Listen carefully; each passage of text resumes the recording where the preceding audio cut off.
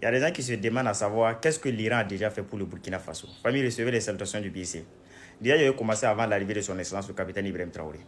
On a eu des militaires au Burkina Faso, des hommes de tenue, militaires et paramilitaires, qui ont déserté les rangs de l'armée parce que tout simplement, ils en avaient marre d'être dans une armée où il n'y a même pas d'armes, il n'y a pas de munitions. Ça veut dire, on vous jette en pâture. Les terreaux vous malmènent comme ils veulent.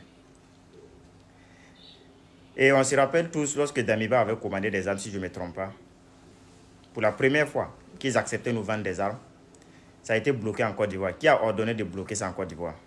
Ce sont les mêmes Européens, c'est les mêmes Américains. Combien de fois nos dirigeants ont essayé d'acheter des armes avec les Européens et les Américains, ils ont refusé. Vous savez pourquoi? Aujourd'hui, lorsque on tape fièrement notre poitrine et puis on dit on a des soldats, on a des VDP qui se battent matin, midi, soir pour nous. Vous savez où est-ce que les armes quittent? C'est dans les pays comme l'Iran, la Russie et d'autres pays. Beaucoup de personnes vont commencer à dire que mais c'est pas rien, on a acheté avec notre argent. N'oubliez pas que dans le passé aussi, on avait de l'argent, mais il y a des pays qui ont refusé de nous vendre. Même jusqu'à présent, le Burkina Faso n'a jamais coupé tout lien avec un pays dans ce monde-là. C'est parce que ces pays-là refusent de collaborer honnêtement avec nous. Donc malgré ton argent, ils sont capables de te dire on ne va pas te vendre. Et il y a certaines armes là, si un pays arrive à te vendre ces genres d'armes, il faut savoir que votre coopération est forte. Sinon là, il y a des pays qui ne vont pas accepter de te vendre des armes de dernière génération qui puissent te permettre de sécuriser ton territoire et d'assurer ta souveraineté.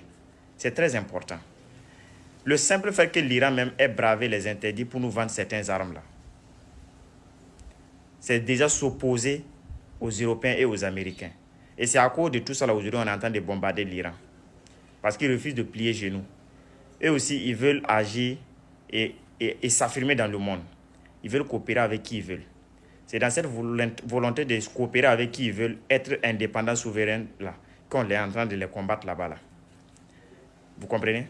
Aujourd'hui, si le Burkina Faso, on peut taper notre poitrine et dire ouais, on est fiers dans la sous-région, on est fort, on est tant, il n'y a pas quelqu'un qui peut s'amuser avec nous. C'est parce qu'on a des armes. Et ces armes-là, on a acquis ça grâce à des partenariats. Ce n'est pas parce qu'on a l'argent. Sinon, si c'est l'argent, tu peux avoir l'argent et puis ne pas avoir du matériel militaire. La preuve en est que, avant qu'on nous coupe le cordon ombilical avec les États-Unis d'Amérique et puis l'Europe, là, sur le plan militaire, là, on collabore avec eux. On a vu la galère que nos militaires et nos FDS, ça veut dire nos FDS et nos VDP, y vivaient. On voyait ça. Donc souvent, là, il ne suffit pas de venir laisser des commentaires inutiles. Vous voyez? Si vous n'avez pas le sens de la politique, vous pouvez attendre quand les Makos vont lancer leur live, vous pouvez aller là-bas. Voilà, vous enzaillez, vous allez faire les bérets. Voilà, quelqu'un a trompé sa femme, quelqu'un a fait ça, tant.